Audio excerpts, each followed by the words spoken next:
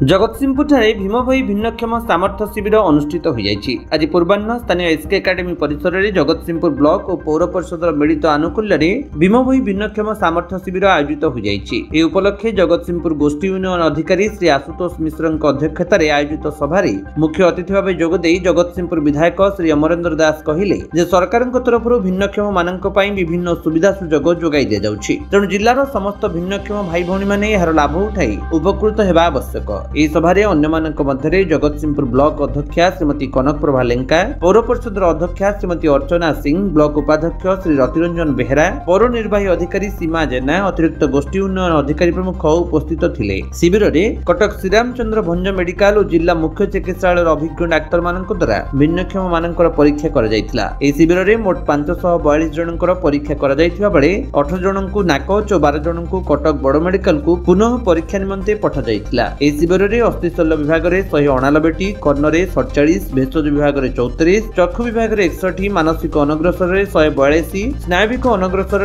50 और शिशुरोग विभाग में 10 जनकर परीक्षा करा जायतिला। जगतसिंहपुर राकेश कुमार राय रिपोर्ट, विश्व विजयी न्यूज ओडिशा।